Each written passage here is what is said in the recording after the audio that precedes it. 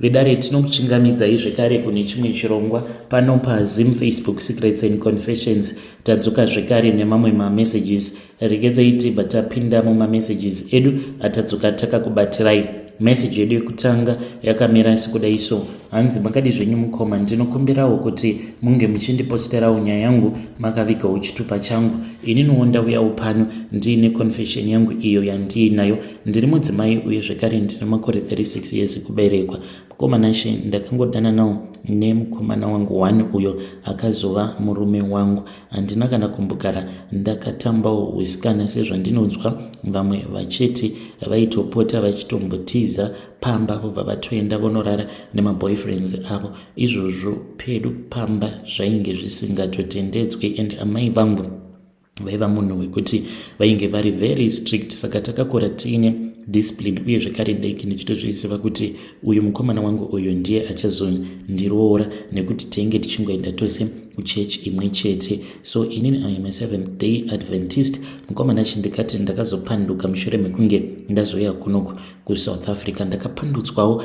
neimwe friend yangu. So I went to college and then I got my diploma. Murume wangu iye he was at university zvake, even though tainge tatoroorana whilst he was still at university. Ndakabva ndachizoenda ndikatanga kugara pamba pevabereki vemurume wangu. Ndainge ndisingatotendedzwi kana kubuda gate. Ndaizotomirira kana iye azodzoka achibva kuva mukomana she. That was when we came to South Africa. Ndiye akatanga kuwana basa.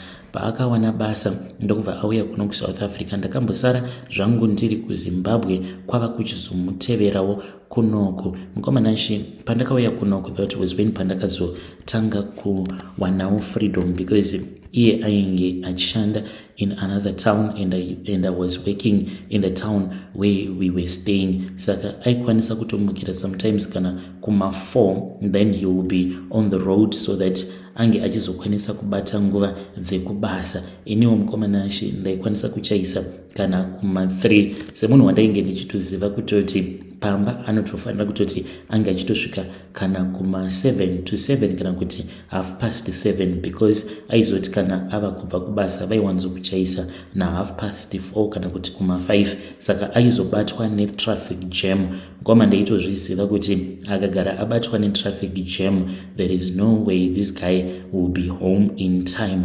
Ngoma nashi nefriend yangu takatanga kuwirirana, ende kana uchidzidziswa chikora kunzi munhu anongotanga nekutokupa maboyfriends, like anongotanga achienda newe kunzvimbo dzemafaro. So mukadzi uyo wandainge ndichiwirirana naye, even though she was married, aidanana neimwe mbinga yake. Mukomana she ndisingadangi kutaura mazita. Mbinga yacho was a nephew kune vamwe minister vakazoshaika zvavo. So the guy had like money, like real money.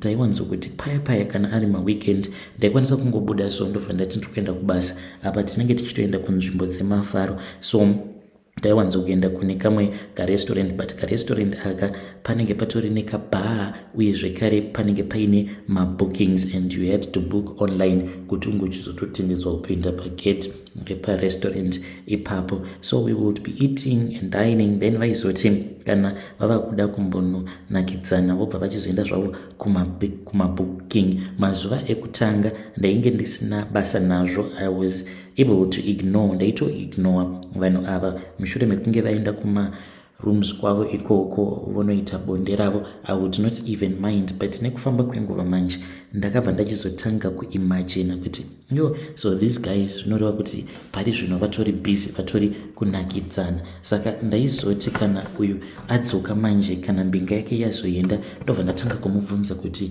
just tell me asikana kuti zvanga zviri sei. Aibva achizotanga kuexplaina kuti what were they doing. Iyowo semunhu wekuti ainge akapindawo mumarriage asina experience iyoyo, just like me. Mukomana she I would imagine a lot of things. Ndaizoti zvino apo kana ndava nemurume wangu, sometimes aingokwanisa kana kungokubata 1 minute obva atoya pamusoro pako oregedza kuspenda nguva yakareba, munhu obva atorara. Because usually zvinoitika ndezvekuti munhu kana aine girlfriend anenge ava kushandisira girlfriend area mapiritsi nemimwe mishonga yakasiyana siyana, worst of all kana atori mukadzi wemunhu. Saka iwewe unenge wava kuzokompea manje zviya zvaunenge uchitwa nechikomba unenge wava kusazvicalculate kuti munhu uyu zuva raunonosangana naye munenge mava nemazuva akati mandei musina kumboonana, apa anenge akatokugadzirira zvatosiyana nemurume wako wemumba. Hapana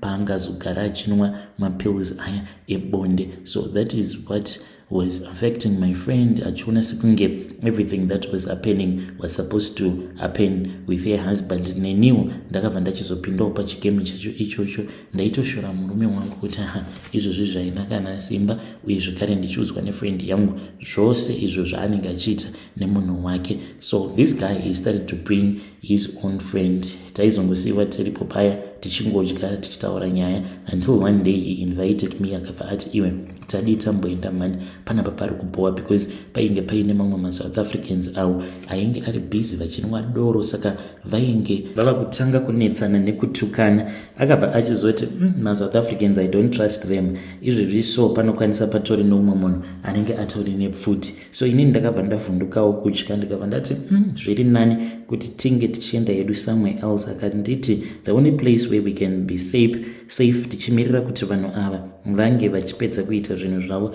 is if we can book a room. Tinongonogara ikoko. Ndikati promise me kuti nothing is going to happen, but mumwoyo mangu ndainge ndava kutoziva kutoti something was about to happen. Ndokuzototanga kutoitawo chikomba kwandakaita. Mukomana she I graduated kubva pazvinhu izvozvo zvekungonorara nevarume vevanhu kumalodge kudzamara ndava kutanga kunwa doro. Kutaura kudai so murume wangu mukoma, he is busy fighting for our lives because iye ane rimwe project iro. He is the one who is running that project because akavimbiswa kuti kana kuri kunzi akakwanisa kurana that project so well anokwanisa kuzopiwa transfer, and this will be a transfer kubva muno munyika yatiri yevatorwa tichizoenda kune imwe nyika iri kukumhiri kwemakongwa. So he is fighting day and night because pa project racho iroro it is not only him, there is another guy wemuno muSouth Africa. Saka kurara havarari, they will be busy working, and kumasites kwavanenge vachifana kuti vange vachizoenda it is across 4 provinces. Saka anongogara asipo pamba. Mukomana she ndiri munhu wekuti ndinonwa doro, ndinoenda kumabhawa, but handiende kumabhawa aya enzara. Ndinoenda kumabhawa kekuti vanhu vanonwa doro vakanyara, just enjoying life. Kana ndanzwa kuti ndava bore, I'll just see kuti munhu wandinokwanisa kuzoenda naye kumba kwake kana kuti ozouya neni kumba kwangu, tobva tararama kuseniseni vana vasati vamuka, then he drives back to his place. Kana kuri kunzi ndini, I'll just make sure kuti I get back home in time. Kunyange murume aripo mukoma, ndava kutoita zvivindi izvozvo zvekuti semunhu wandinoziva kuti anongogara ari mustudy room make, ndinokwanisa kutoviga even bodhoro redoro muwardrobe ndobva ndatorara zvangu. Anozoti kana auya kuzorara ndinenge ndichitongo tsenga maholes angu, and ndobva ndamuudza kuti ndakaneta zvechokwadi, kuneta ndinenge ndakaneta. So now I really want to be the woman that I used to be when this guy married me, but ndiri kushaya kuti ndotangira papi, because what I've seen is that ndiri munhu wekuti ndatova addicted kudoro. Handizivewo kuti ndingabatsirikanawo sei muri yeZimbabwe. Kana mukaposta nyaya yangu ndizivise ndichange ndichizotevererawo ndiri mucomment section. Vedare ndo message iyo yandakatumidzirwa ichibva kuna vanzvadzi vedu avo. Zvakangooma hazvo vedu we. Strange things indeed they do happen in this world. Hey, pakaipa. Asi vari kuti zvose izvi zvandiri kuita, zvose izvo zvakaitika, handisi kuda kuramba ndichingozviita, but ndiri kushaya kuti ndoita sei, because ndoita sekunge ndava neaddiction nedoro. Zvakangooma hazvo vedu we. Let us try to assist in the comment section. Rekedzaiti vataenda panyedu inotevera. Nyedu inotevera yakamira sekudai so. Hanzi makadi zvenyu mukoma, ndinokumbirawo kuti munge muchindiposterawo nyaya yangu makavikawo chitupa changu. Ndiri mudzimai uye zvekare ndine makore 54 years ekuberekwa. Ndainge ndakaita mhiko yekuti ndainge ndisingadi kuti mwana wangu mukomana ange achizorora. Saka akabva achizomitisawo kamwe kamusikana. Mukomana Ashe, and I blame myself because musikana uyu paakatanga kudanana naye ndainge ndichitongova shora vose vari vaviri. The reason as to why ndainge ndichitongokashora kamusikana aka ndisitomborina tarisiro yekuti kangazosvika pakuzokonzeresa kuti mwana wangu ange achizondikanganisira mhiko dzangu. Iye musikana uyu, she was born HIV positive, so I never thought kuti my son was going to love this girl. Ndakangoti zvimwe kuda zvichadarika, it was just a phase. So mukomana Ashe vakabva vachizosvika pakupanana pamuviri. Iniwo ndainge ndichiri kunoku kuSouth Africa, then ndakabva ndachizofind out kuti ndo zvainge zvaiitika kuburikidza nerimwe zuva apo pandainge ndichifanira kuti ndinge ndichizosadzikisa mhiko dzangu. Ndakatora macandles angu semazuva ose, kwava kubatidza macandles aya. Murumu mandainge ndiri makabva machizobudikira umwe murume ainge ari mutema akapfeka rimwe zijaketi. Ndikabva ndaziva kuti zviya zvandainge ndakaudzwa naSangoma avo vakandirombesa kuti kana uchida kuziva kuti chinhu chinonzi kurombwa chinorwadza, putsa mhiko dzangu. Ndikavabvunza Sangoma vaya ndikati, ko kana kuti ndige ndichizoziva kuti ndaputsa mhiko dzenyu chii chichaitika? Ndo pavakabva vachizondiudza kuti uri kumuona mukomana uyu, apa vainge vachinongedzera zvavo chimwe chidhori chainge chitongorimo mudare mavo. Vakabva vati chinhu ichi chinorarama, chinofema, it is not just a design. Mukomana uyu ndiye anozouya achizokuzivisa kuti waputsa, wakanganisa mhiko dzangu, saka iwe uniko wakufanira kuti unge uchizondiripa. Ndikati ndinokuripai nei? Vakabva vati vanenge vachida kuzoripwa nemombe 10 kana kuti nemweya wemunhu. Hama dzangu ndainge ndisingazivi kuti mombe dzinodhura kudaro, saka ivo vainge vasina kundiudza kuti mombe dzavanenge vachida imombe dziya dzinotengeswa nevarungu muma-auction, dziya dzinodhura zvokuti maybe mombe yacho inenge ichinzikana 50 kana kuti 60,000, zvichireva izvo kuti pamombe 10 nebhuru 1 panenge pachitodonha mari inotosvika kana kuma 700,000 mukomana Ashe, because ivo sekuru vacho ivavo vakandirombesa pandakazoenda kumba kwavo, even though vachirapira zvavo vari muJoburg, but kwavo kwavanobva kuDurban uko vane dzimwe mombe dzakawandisa, dzimwe dzekuti dzinotongogara mumakomo. Vanhu vekuLesotho vanouya vachivabira mombe dzacho idzodzo, but dzakawandisa. Ndiye munhu anotonzi ane mombe dzakawanda kumaraini kwavo kwavanobva ikoko, so vanoita cattle breeding as well. Saka ipapo pavakanditi ndinoda mombe 10, ndakangocalculatewo nevalue yemombe dzedu dzekuZimbabwe. Hei, ndainge ndisina kuziva kuti mombe dzemuno muJoni dzinodhura kudaro. So mukomana Ashe, ndakabva ndachizoudzwa nemurume uyo akangokaruka anyuka murumu mandainge ndiri kuti wakanganisa mhiko dzako. Ndatumwa kuti ndinge ndichizotora mombe dzasekuru, kana usingakwanise chindiudza zita remunhu uyo wauri kuda kuti ndinge ndichizouraya. Ndakarwadziwa. Mukomana Ashe akabva anditi usanditambisira nguva yangu, nekuti pawakauya kudare wakandishora iwewe, ukabva wati inini ndiri chivezwa, ndiri chinhu chekuti hachifemi. Nhasi wazozvionaka kuti handisi chivezwa, nditoriwo chinhu chinofema sewe, mweya wakangofanana newako. So mukomana Ashe, ndakabva ndachizongonyora hangu zita revamwe amai guru vangu, sisi vaamai vangu, because ndakaona kuti ndivo munhu wekuti ndakambonetsana navo before, and kana kuri kunzi vainge vachazofa zvaisazondirwadza too much. But munhu kana afa mukoma ndo paunozorealize kuti ya rufu hachisi chinhu chekutamba nacho, especially uchitoziva kuti nhingi uya kufa kwaaita ndini ndazvikonzeresa. Dzimwe nguva unokwanisa kusatomboona kana chipoko chemunhu uyo waunenge waurayisa, but pane zvinenge zvichingoitika mulife mako izvo zvinenge zvichingokuvhundutsa nekukutyisa, kunyange zvikanzi wapiwa mushonga wekutsigisa hana, especially seusiku. Mukomana Ashe, ndinenge ndichingofunduka, ndichingonzwa kutya. Even maid wangu tinozotoita zvekutonetsana achiti ava kuda kumboendawo kuoff apa ane murume, because ndinongogara ndiri ndega zvangu mukoma. Kana mukaposta nyaya yangu ndiseveseiwo, ndichange ndichizotevererawo ndiri mucomment section. Hey, vidare ndo message iyo yandakatumidzirwa ichibva kuna vanzvadzi vedu avo zvakangoma hazvo vedu we. Strange things indeed they do happen in this world. Ngatizamei kuti tinge tichitaura navo vanzvadzi vedu ava mucomment section. Regedzai tibva taenda panyedu inotevera. Nyedu inotevera yakamira sekudai so. Hanzi makadi zvenyu mukoma, ndinokumbirawo kuti muge muchindiposterawo nyaya yangu makavika chitupa changu. Ininiwo mukoma ndinoda kureurura kuti ndakabvawo mukuchata private wedding apa ndakatoroorwa mukoma. Ndakauyawo kuno kuSouth Africa nemurume wangu. Mushure mekunge tauya kunoko ndakabva ndatoona kutoti baba vekwangu munhu wewe kutoti vari lazy pakufunga.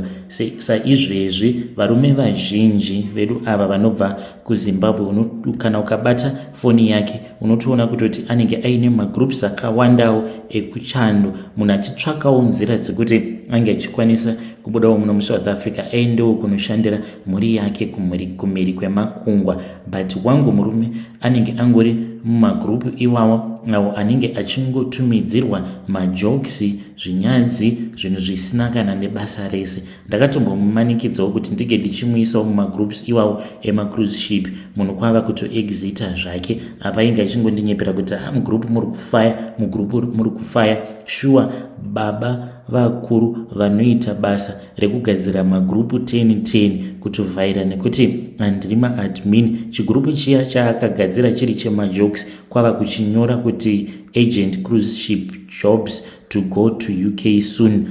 Ndakazoti ndabata foni yavo ndikati grupu iri ingawane zvamunongotumidzirwa zvimavhidhio zvezvinyadzi, ko vanhu vanozobatsirana nekudzidzisana sei kuaplya izvozvo zvekuenda kumacruise ship. Plus heading yacho yegroup yainge isingatombo make sense, kuita sekunge munhu akangoita copy and paste paGoogle. Kunodai wanikwe kuti chigrupu chemahure chemajokes. Ndakabva ndati munhu uyu zviri nani kuti ndike ndichisiyana naye. It was not my plan as such. Asi mukomana acho ndakabva ndachizopfimbwawo noumwe murume pagroup. Saka murume uyu akazondipfimba nditruck driver. Iye akatongopiwawo heartbreak nemudzimai wacho uyo akaendawo kuIreland through masponsorship iwawo ari kuitwa emaNES 8. Saka akabva achizotanga kutaura neni because tiri musame group iro rekuenda kuPoland. Saka takazoti tichitaura paya ndopa akabva achizoita open up to me, akabva ati unoziva kuti kudii inini ndine stress, dzimwe nguva ndinozongoita hangu zvokungoshingirira but mwoyo wangu uri kurwadza. Ndokubva achizondiudza nyaya yake ndikamunzwira tsitsi, kwava kutanga kutodanana paya. So takamboita zvedu kanguva kapfupi tichidanana pafoni. Akabva anditi kuti zvinhu zvedu zvinge zvichitifambira tofanira kutoti tinge tichitomboonana. Kwava kunyepera murume wangu kuti ndaike ndichida kuenda kunoona sisi vangu vanogara kuPE. Mukomana ashi ndakaenda ndikanogara nechikomba changu mwedzi wese kuti kana ivo sisi munhu wawe kuti vane zvimadeals plus ndisisi havo asi long distance relationship relative. So mukomana ashi ndakavaudza hangu ndikati sisi ndonyaya iripo. Vakabva vati iwe munengena endawo kuchando iwe tikwanise kudyawo mari plus kana waenda ikoko iniwo ndoda kutosiyawo banguru vako ava naivo avatomborina kana plan.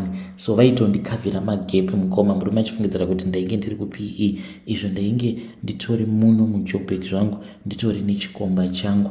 Kwamanashi that was when pandakazodzoka kumba ndikatoona kutoti inini nemurume uyu tinotodanana zvekudaro. Saka chivimbiso icho chatakazoita pakati pedu tiri vaviri ndechikuti anenge atangawo kuenda anozotora umwe wake. Mukoma takarunga dende, takazoti taenda kunodhendesa mapassports edu ndopatakabva tachizongoti kwatadii tatochata. Kwava kuenda kukoti mukoma muBeit Bridge, kwava kutongotsvakawo vanhu because vanhu vanokwanisa kumiririra semawitness havashayiki. Takangoendawo pamwe panobikwa sadza tikabva tataura nyaya yedu, but iniwo ndainge ndava kutoita sekunge munhu ane mazistress vamwene vangu vasingandifarire uye zvekare tainge tatongofunga kuti tinge tichitongoita izvozvo zvekuchata as a way to protect our marriage. Vamwe amai vakabva vandinzwira tsitsi vakabva vatosiya zvavainge vachiita. Of course vakazotibhadharisa zvedu, vakabva vatsvaka umwe mukadzi, vakatsvaka vamwe varume vaviri, vakabva vati these ones they were going to act as my husband's relatives. Takaenda kuya mukoma, mawitness edu awa apa ndokubva tatochata zvedu. Kwava kudzoka kunongo kuSouth Africa, mukomana nje marriage certificate yakatobuda. Marriage certificate iyi kutaura kudai so amai vangu ndivo vanayo. Saka ipapapa kana iye akatanga kuenda, ininiwo I can follow him since I am his official wife, zvinhu zvisingatozivikanwe nemurume wangu. Vedare ndo message iyo yandakatumidzirwa ichibva kuna vanzvadzi vedu. Zvakangooma hazvo veduwe. Hanzi mwana ndanga ndichida kuti ange achindipa mwana, but we are not sure manje kuti inini ndikazowana mukana wekutanga ndaenda apa ndiine nhumbu hazvizondi affect here, because ndakatoitiswa kosi yacho ipapa tikuunganidza mari yekuti ndinge ndichizokwanisa kuwanawo COS yekutengera. Strange things indeed they do happen in this world.